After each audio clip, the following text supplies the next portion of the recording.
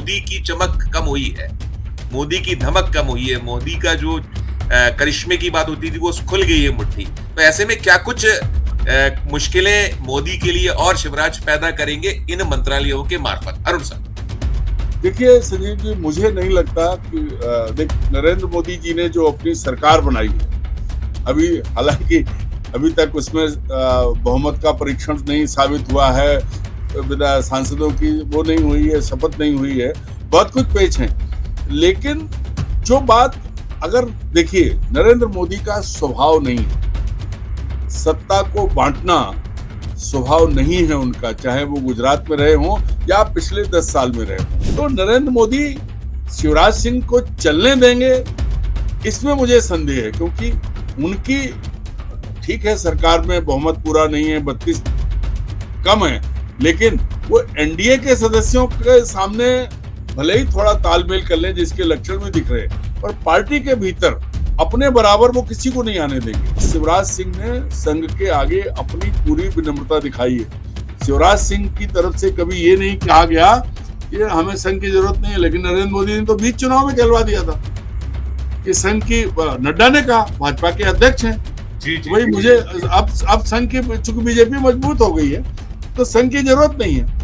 आज संघ को शिवराज इसलिए और भी याद आएंगे कि नरेंद्र मोदी ने पैरेलल सिस्टम, अमित शाह और उन्होंने हड़े के लोगों को खड़ा करके, चाहे वो पन्ना प्रमुख, ये को संगठन, सब जगह बीजेपी नहीं थी, नरेंद्र मोदी थे। अमित शाह का जो पेड एम्प्लॉइज के जरिए राजनीति करने का जो प्रयोग था, उसको जो झटका लगा है, उसको जो झटका दिया है, वो झटका आप ये मानिए कि वो संघ ने दिया है। नमस्कार, मैं हूं संजीव श्रीवास्तव। आप देख रहे हैं 4 PM न्यूज नेटवर्क। मोदी 3 आकार ले चुका है।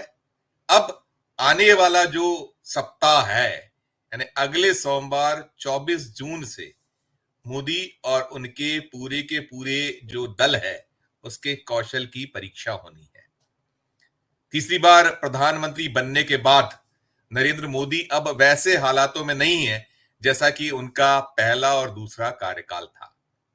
अमित शाह भी नेपथ्य में फिलहाल नजर आ रहे हैं और अभी जो भी कार्ड्स खेले जा रहे हैं वो कार्ड्स खेले जा रहे हैं राजनाथ सिंह के जरिए। अभी चूंकि सामने स्पीकर पद का चुनाव है और स्पीकर पद के चुनाव के अलावा बहुत सारी झंझावतों में फंसे मोदी, शाह और पूरी की पूरी बीजेपी नजर आ रही है।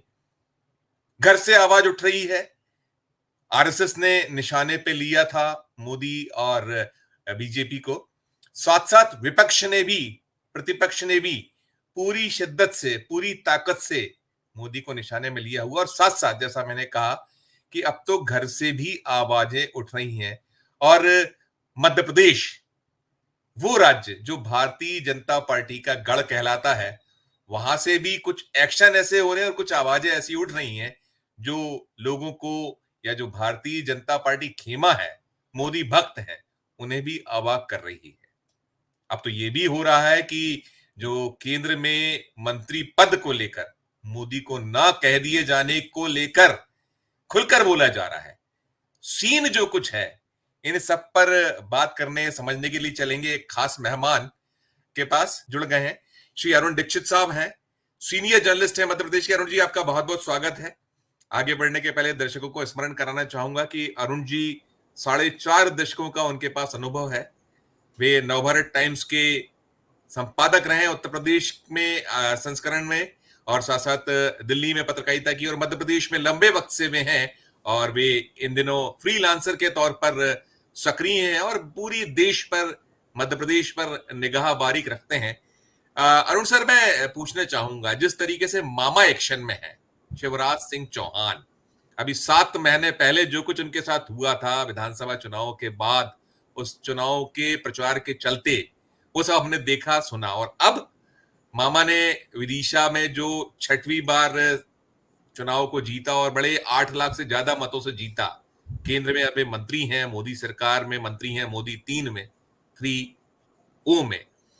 और जब वो मध्य प्रदेश आए आज, तो जो उनका रुख और रवैया था, पहली प्रतिक्रिया आपकी अरुण जी।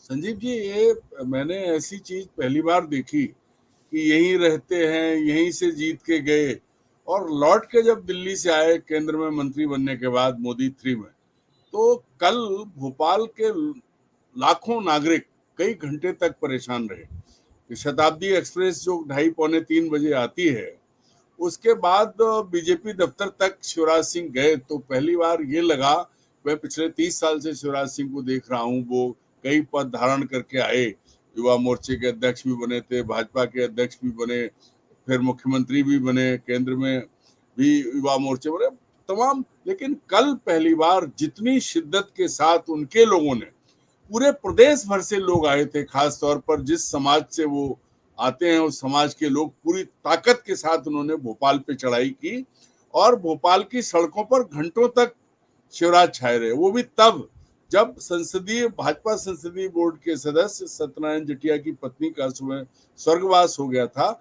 और इसके चलते जो बाकी 4 और केंद्रीय मंत्री मध्य प्रदेश से जो सांसद ताल्लुक रखते हैं, उन्होंने अपना कार्यक्रम रद्द कर दिया था। लेकिन चूंकि शिवराज जी के लोग आ गए थे, तो इससे 3-4 संदेश गए हैं। आपको याद होगा अक्टूबर में एक रैली में, डेट मुझे नहीं याद है, ये अपने जमहूरी मैदान में नरेंद्र मोदी ने शिवराज सिंह चौहान का भरपूर अपमान किया था, ना देखा ना उनका जिक्र किया, कोई वो नहीं, उनके हाथ से फूल भी नहीं लिए थे। वो भी नरेंद्र तोमर जब जो उनकी सरकार में तब मंत्री थे, उन्होंने दिए थे। तो कल जो कुछ हुआ वो एक तरह से मैसेज था कि mister Narendra Modi, I am the king, मैं भोपाल में मध्य प्रदेश में आज भी मैं दम रखता हूं। और इसके पीछे सबसे बड़ी बात यह है कि जो हुआ, मतलब इससे ज्यादा अपमानजनक नहीं हो सकता है कि शिवराज सिंह चौहान की सरकार, उनके मुख्यमंत्री रहते 163 सीटें विधानसभा में भारतीय जनता पार्टी ने जीती, और उनको मुख्यमंत्री नहीं बनाया गया। उन्हीं से, और शर्मनाक बात कि उन्हीं के हाथ में कागज दे दिया गया कि आप ये नाम पढ़िए, तो मोहन यादव जो तीसरी लाइन में बैठे थे वो मुख्यमंत्री बन गए। हालांकि शुरुआत के एक 1.5 महीने शिवराज जी ने बहुत सारी बातें कही, और उन्होंने अपनी तुलना फिनिक्स से भी की कि फिनिक्स पक्षी की तरह मैं लौट के आऊंगा।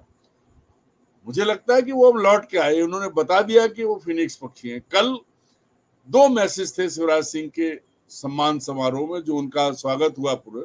एक, नरेंद्र मोदी जी मैं कमजोर नहीं हूं।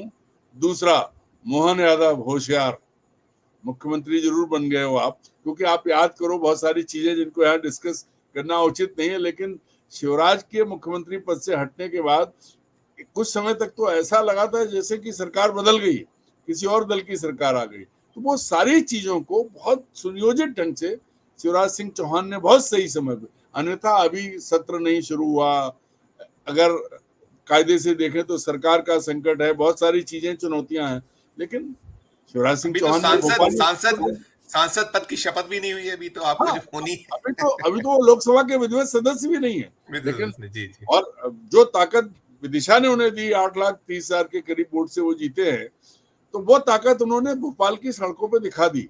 और भोपाल में दिखाने का मतलब आप बहुत अच्छे से समझते हैं, ये मैसेज सबको है।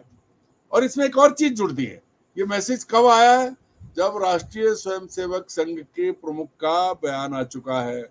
उन्होंने इशारे इशारे में मुसलमानों को लेकर, मणिपुर को लेकर, विरोधी दलों को लेकर जो बातें कही हैं, तो वो बातें जब दूसरों के लिए, तो पार्टी के भीतर, मैं तो शुरू से कहता हूं कि राजनीति में, चुनावी राजनीति में शिवराज सिंह नरेंद्र मोदी से कहीं आगे। आप देखिए वो 91 में सांसद बन गए थे, उससे पहले वो विधायक चुने जा चुके थे बुधनी से।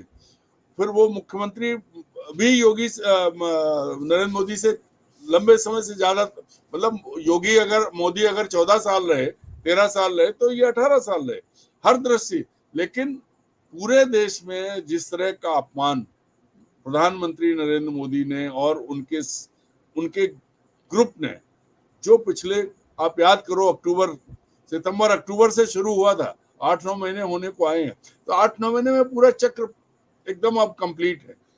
न केवल नरेंद्र मोदी को, शिवराज सिंह को अपनी कैबिनेट में जगह देनी पड़ी, बल्कि 5वें नंबर पे हैं वो। उनसे पहले और मोदी के बीच में 4 वो नेता हैं जो पार्टी के राष्ट्रीय अध्यक्ष रहे हैं।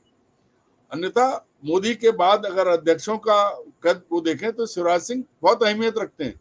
और कृषि मंत्रालय और पंचायत यस, राज। मैं यही पूछने वाला था, यही आपसे पूछने वाला था कि देखिए उन्होंने आधी आबादी पर तो उन्होंने कब्जा कर रखा है। जो महिलाओं में उनकी जो स्वीकारोक्ति हमने देखा है, हमने वो जब वो यहीं नहीं बन पाए थे मुख्यमंत्री, नहीं बनाया था पार्टी ने मुख्यमंत्री, तो महिलाओं को रोते देखा था कि मामा जी वोट तो हमने आपको दिया था, शिवराज भैया वोट तो हमने आपको दिया था। नहीं, क्या हम इसे कल भी ऐसे भी देख सकते हैं? अरुण सर, हमें कल भी हमने देखा, उन्होंने वो गीत गाया, उन्होंने फूलों का तारों का सबका कहना है, एक हजारों में मेरी बहना है खुद ही गा रही थी ये गीत। बड़ा एक अलग सा दृश्य था। अरुण सर, मैं ये समझना चाहूंगा कि ये तो है कि उन्होंने मध्य प्रदेश पे एक अपना कब्जा कर रखा है, बहुत सॉफ्ट स्पोकन है, कहीं भी वो मुड़ जाया करते हैं। तो ऐसे में कृषि जैसा मंत्रालय, अब किसान देश का एक बहुत बड़ा वोट बैंक है, तबका है एक, और जो किसानों से जो मोदी 2 था, उसमें हमने देखा कि क्या कुछ दृश्य बना था। नरेंद्र सिंह तोमर भले ही मध्य प्रदेश ही आते थे कृषि मंत्री, तो संभाल नहीं पाए थे। तो क्या अब ये जो एक कार्ड खेला है, खेलना पड़ा है, शायद मजबूरी भी होगी। आपने संघ का, आरएसएस की बात की, वो शिवराज को पसंद करता है संघ, ये सबको विदित है। तो ऐसे में ये पद दोनों, चाहे वो कृषि मंत्रालय हो और चाहे केंद्रीय ग्रामीण विकास मंत्रालय हो, ये ऐसा है कि अब उन्हें अपनी इमेज बिल्ड करने में और मदद मिलेगी, और कहीं ना कहीं जो मोदी की चमक कम हुई है, मोदी की धमक कम हुई है, मोदी का जो करिश्मे की बात होती थी वो खुल गई है मुट्ठी। तो ऐसे में क्या कुछ मुश्किलें मोदी के लिए और शिवराज पैदा करेंगे इन मंत्रालयों के मार्फत? अरुण सर। देखिए संजीव जी, मुझे नहीं लगता कि देख, नरेंद्र मोदी जी ने जो अपनी सरकार बनाई है, अभी हालांकि अभी तक उसमें बहुमत का परीक्षण नहीं साबित हुआ है, विधायक सांसदों की वो नहीं हुई है, शपथ नहीं हुई है, बहुत कुछ पेच है। लेकिन जो बात, अगर देखिए, नरेंद्र मोदी का स्वभाव नहीं है, सत्ता को बांटना स्वभाव नहीं है उनका, चाहे वो गुजरात में रहे हों या पिछले 10 साल में रहे हों केंद्र में प्रधानमंत्री रहते हुए। क्या मोदी 1 मोदी 2 में किसी एक मंत्री, सिर्फ अमित शाह को छोड़ दीजिए, वो भी वो सब बातें वही करते हैं जो मोदी नहीं कहते, वो अमित शाह आके कहते हैं। क्योंकि मोदी ने सत्ता को जिस तरह से केंद्रित किया और जिस तरह के लोगों को आगे बढ़ाया और जैसे लोगों से वो काम करवा रहे हैं, आप देखिए मोदी 2 में अश्विनी वैष्णव, हरदीप पुरी और ऐसे एस जयशंकर, ऐसे 4-5 वो अपना राजस्थान वाले। मतलब ये है कि आईएएस अफसरों को, क्योंकि आईएएस अफसरों को जिंदगी भर आदत होती है yes sir, right sir, okay sir, thank you sir, इसके आगे नहीं बोलते हैं क्योंकि उन्हें मालूम है क्या होने वाला है। लेकिन जैसे नितिन गडकरी बीच बीच में अपनी बात कहते रहे, हमारे मित्र राजनाथ जी का तो पता ही नहीं क्या हुआ, मुंह बंद है, बहुत अच्छा बोलते थे जब यूपी में थे। तो नरेंद्र मोदी शिवराज सिंह को चलने देंगे, इसमें मुझे संदेह है, क्योंकि उनकी, ठीक है सरकार में बहुमत पूरा नहीं है, 32 कम है, लेकिन वो एनडीए के सदस्यों के सामने भले ही थोड़ा तालमेल कर लें, जिसके लक्षण भी दिख रहे हैं, पर पार्टी के भीतर अपने बराबर वो किसी को नहीं आने देंगे। ये चीज बहुत साफ है। या तो मोदी अगर लगेगा कि अब नहीं चल पा रहे हैं तो मोदी छोड़ के भाग जाएंगे, क्योंकि अब लगातार उनका अपमान, पिछले जब से नतीजे आए हैं 4 जून के बाद, आप समझिए कि क्या हो रहा है। पूरी दुनिया में इस बात की चर्चा है कि मोदी 3 में ऊंट पहाड़ के नीचे आ गया, कहां 400 पार और कहां 240।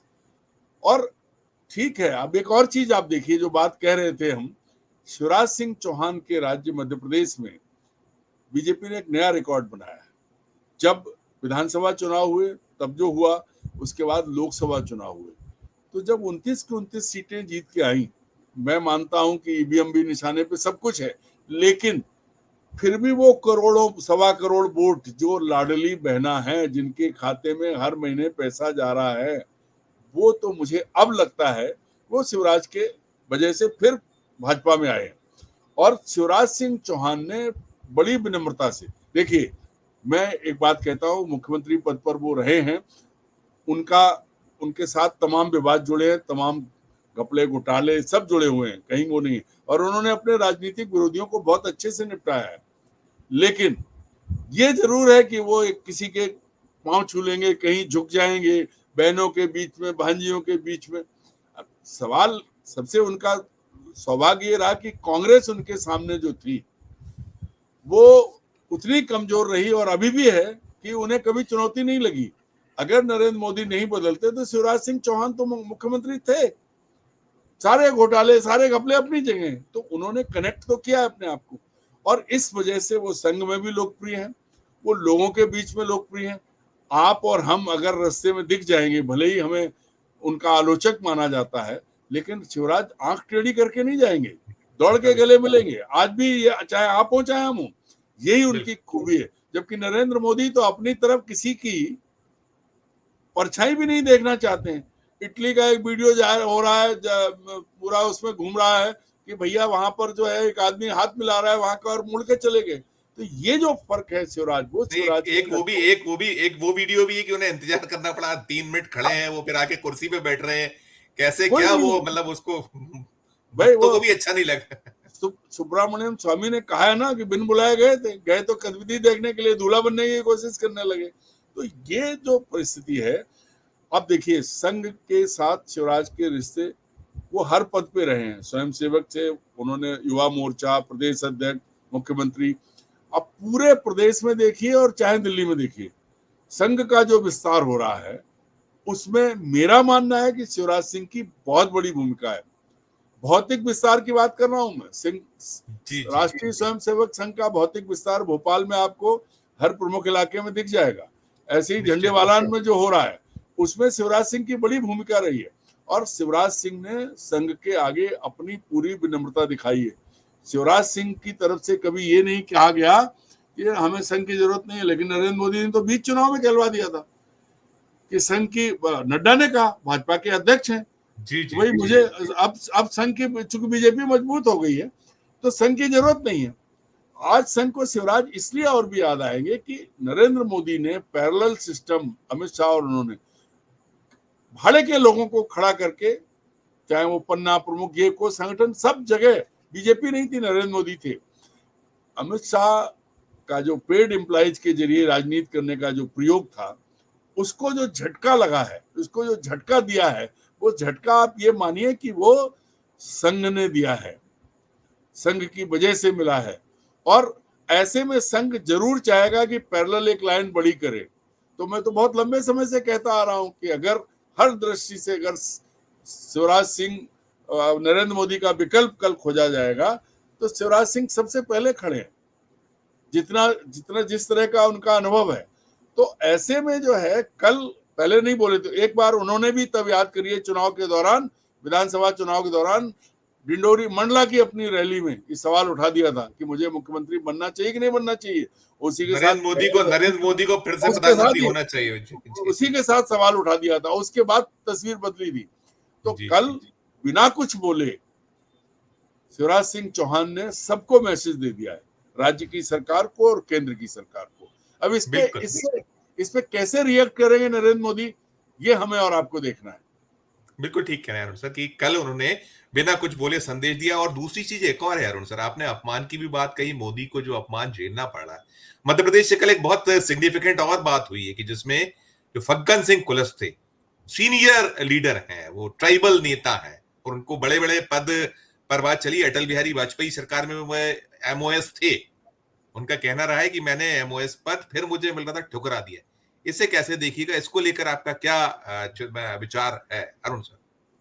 देखिए संजीव भाई, फग्गन सिंह कुलस्ते का बयान ये अपने आप में बहुत मायने रखता है, क्योंकि पिछले कुछ सालों से, 2-3 साल से नरेंद्र मोदी और उनकी पार्टी आदिवासियों को सर पे बैठा के घूम रहे थे। आप याद करिए भगवान बिरसा मुंडा, आप याद करिए मामा टंट्या भील, और उसी में से अचानक उन्होंने सबको हतप्रभ किया था जब श्रीमती द्रौपदी मुर्मू को राष्ट्रपति पद के लिए लाए थे। तो ये माना गया था कि बीजेपी सबसे ज्यादा ध्यान अगर रखती है तो आदिवासियों का रखती है। तो पहले तो फग्गन सिंह कुलस्ते जी को मंत्रिमंडल से उतार के नीचे और उन्हें विधानसभा चुनाव लड़ने भेज दिया। कई 3-4 लोग और आए थे, लेकिन उसके बाद जो हुआ है, फग्गन सिंह कुलस्ते को हम और आप 30 साल से देख रहे हैं। वो बड़ा नाम थे। एक जमाने में जब दिलीप सिंह भूरिया कांग्रेस में होते थे, तब फग्गन सिंह कुलस्ते बीजेपी में होते थे, और उन्होंने, और अविभाजित मध्य प्रदेश के नंद कुमार साय, ऐसे बड़े नाम हैं। कि इन लोगों ने आदिवासियों के बीच में जो काम किया और जोड़ा है। ऐसे में अगर आप इतने समय के बाद, मैं तो पहले कहा था कि अगर नरेंद्र मोदी सच में आदिवासियों का सम्मान कर रहे थे तो उन्हें आदिवासी मुख्यमंत्री मध्य प्रदेश में बनाना चाहिए था। बहुत बड़ा 90 सीटों पर आदिवासियों का प्रभाव है, 47 सीटें उनकी है। तो लेकिन फग्गन सिंह कुलस्ते ने अपना मुंह खोल के ये बता दिया है कि अब वो आदिवासी उतना भोला नहीं है, आप उसको जो है सिर्फ शोभा की वस्तु बना के नहीं रख सकते। और इस संदेश को पूरे देश में अगर विरोधी दल इस बात को समझ लें, भाई परंपरा देखिए ना, कहीं पहले कभी नहीं हुआ कि राष्ट्रपति भवन में जब वो अपना प्रस्ताव लेके गए सरकार बनाने का तो उनको दही चीनी खिलाई राष्ट्रपति महोदया ने। ठीक है, वो बेचारी इसमें ये भूल गई कि आपने पहले आप बहुमत सिद्ध कीजिए, वो भी कहना भूल गई।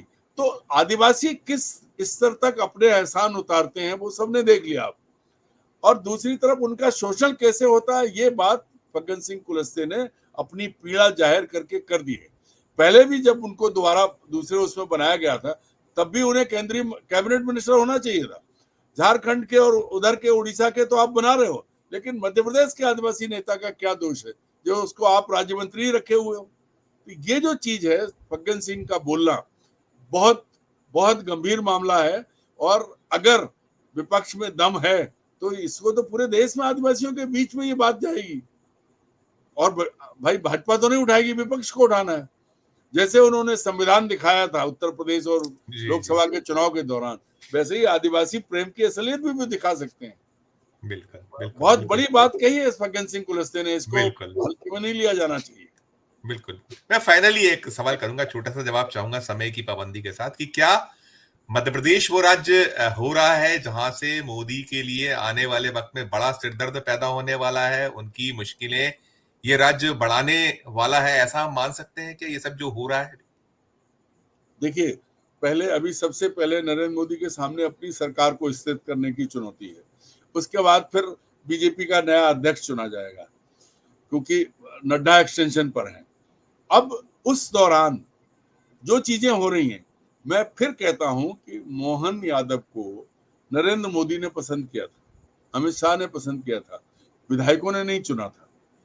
और आज भी ठीक है, मध्य प्रदेश का विपक्ष तो कहता है पर्ची वाले मुख्यमंत्री। हाँ नहीं, वो वही कह रहा हूं।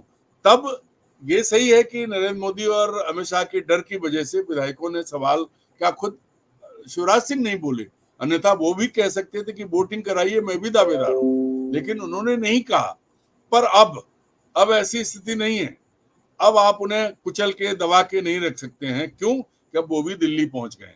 अब उनके लिए दिल्ली दूर नहीं है, दिल्ली में वो सामने खड़े होंगे और पहले 5 में है। वो पहले 5 में होने के बाद अब सबसे बड़ी चुनौती शिवराज सिंह के सामने ये है कि जिस तरह के लोगों को साथ लेके उन्होंने सरकार चलाई, निजी और उसमें, उसकी वजह से जो बदनामी झेलनी पड़ी, तो सबसे पहले दिल्ली में उन्हें अपने आप को, अपने आसपास जो परकोटा बनाना है वो बनाना होगा जो उन्हें डुबो ही नहीं।